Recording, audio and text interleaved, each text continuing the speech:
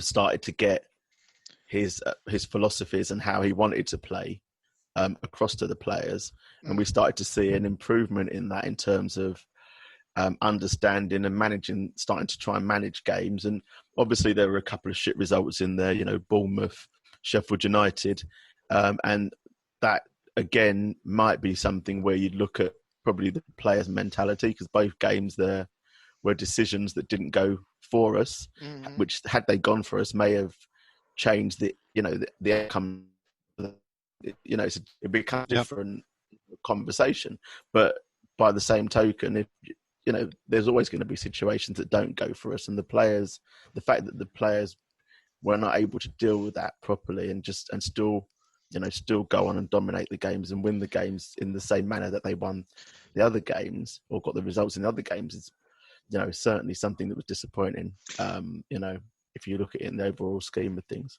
Yeah. We've had conversations before, sort of, I will say weak-mindedness. That's probably unfair, but when something doesn't go our way and we've seen it, and then their heads drop and they lose focus, and that ends up costing us. And that's not just a this season thing. That goes all the way back to Sissoko's armpit, last June and before that, which is, as you say, about strength and mentality and focus and all of these sorts of things. And in other players, you don't see that because the teams or the squads, they've got it built into them, whereas we sort of haven't. And as soon as it starts to not go our way, it all starts to unravel. Yeah, I think you're right. Yeah, I think that was certainly the case with Pochettino. When it went really well, it was great. But when it started going wrong, I just don't feel he knew how to reverse the tide.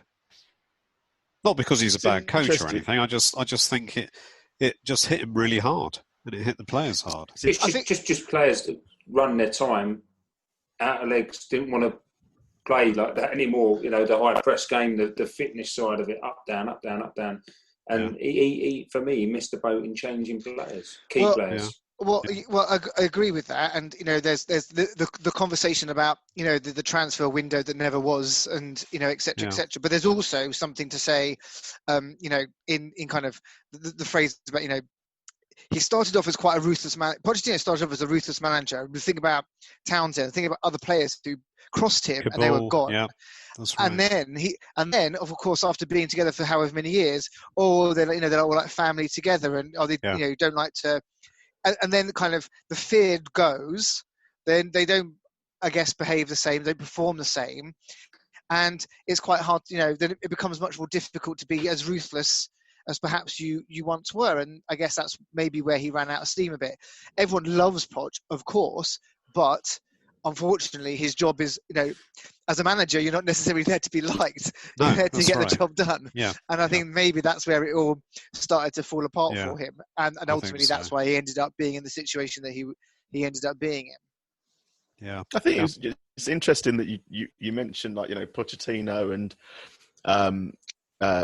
his failures or not getting us over the line and that style, because and having that lack of mentality, because there's a quote attributed to him, I think, from interviews that he's done in the past couple of days, where he's now mentioned that he feels that him and Brendan Rodgers have changed the face of English football in terms of how teams play and try to press and stuff like that.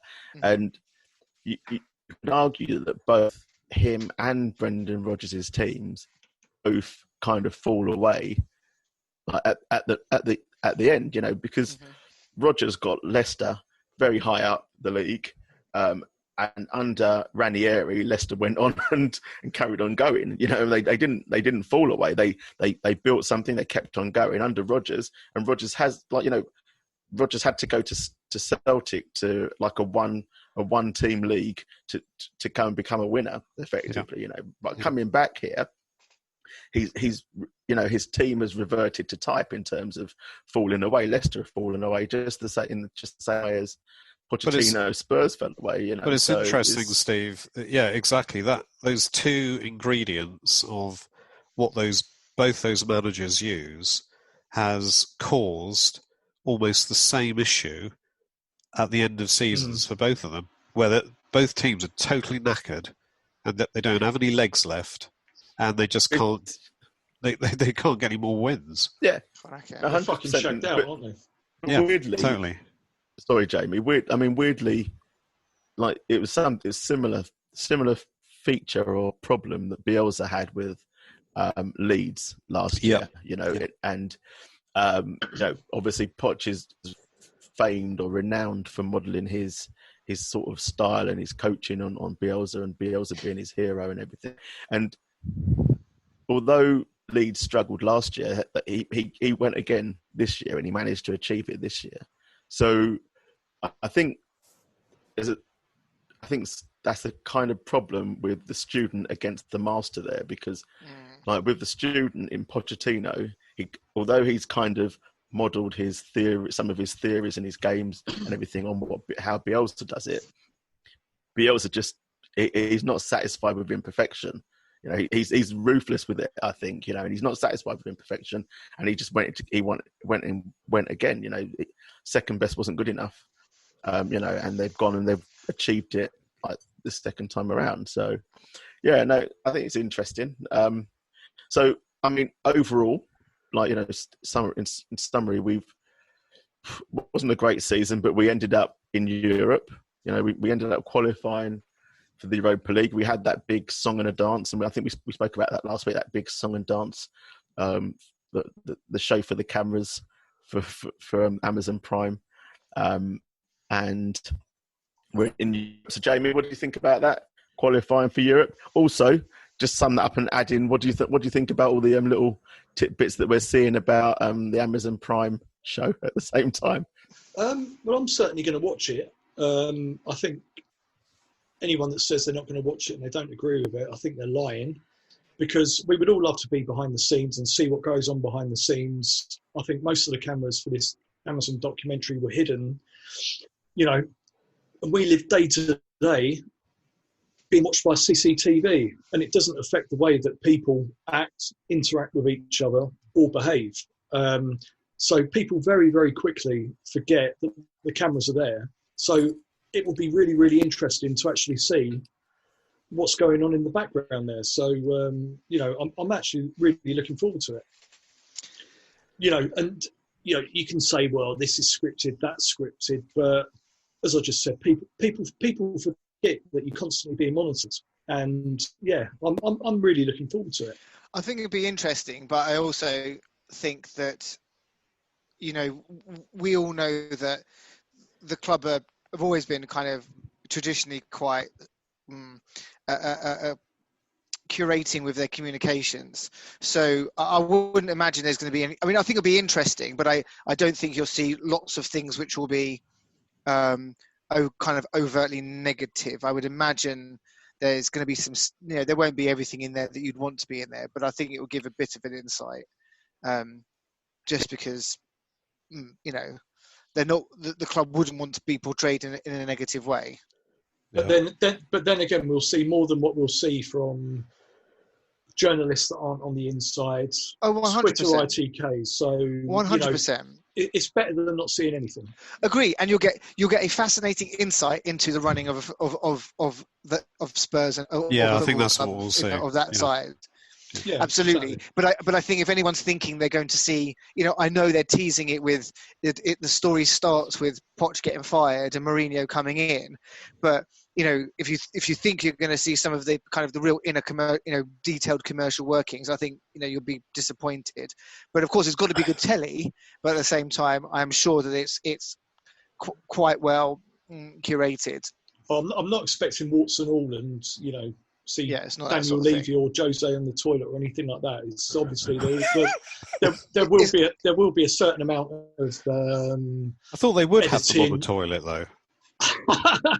It's not going to be the. It's not Is that why you've got Amazon, Andy? Yeah, that's what I've been waiting for. There's no Poch in Amazon. It's all about Jose in Amazon. Is it really? No Poch at all? I believe just they're basing it on the second half of the season. I think you're right. My thing is it starts with Poch being replaced. Okay, so there's been a heavy edit there then, because obviously they would have filmed right from the start of the season, wouldn't they? I suspect it will start with Mourinho. It will be 1 minute of going, news headline: Pochettino's been sacked. Punch. I can't say it. Pochettino, and it will be a minute slide or something like that, and then the door will open. Mourinho will walk in. All the players will go, "Fucking hell, what's going on?" That was that was my impression of Ericsson. I guess we don't need to watch it now, Jamie. Now that you've acted it out, so. Certainly with all the accents, fucking hell. Anyway, so boys, generally, are we happy that we're in that we've managed to secure a Europa League place? Considering where we were, but when Jose came in, we were 3 points off of fourth place. So, are we happy we're in Europe? I'll start with you, Stace. I'm happy we're in Europe.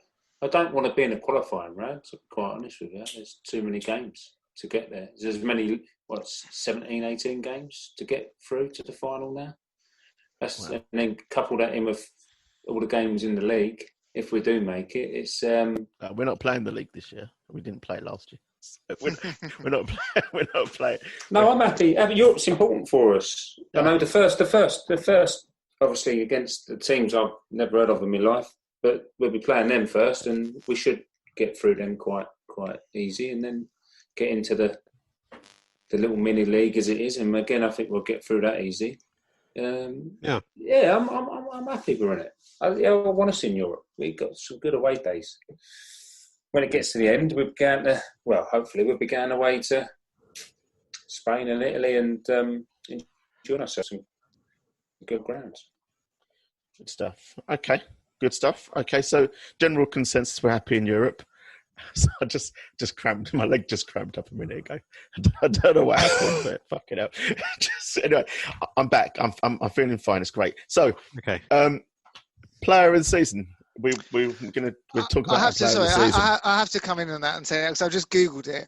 I think the 2021 Europa League final is going to be played in Gdansk in Poland, so it doesn't have quite the same cachet as playing in the final of the Champions League. I think we limit our expectations around this. I know so many Polish people.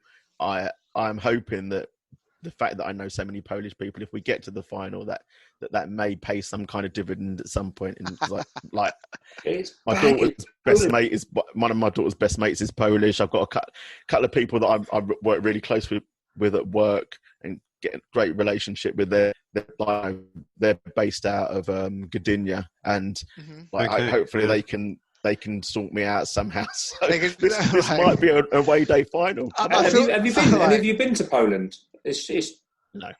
Oh, bargain basement. These are like £1, something like that. Oh, £1? That sounds really expensive.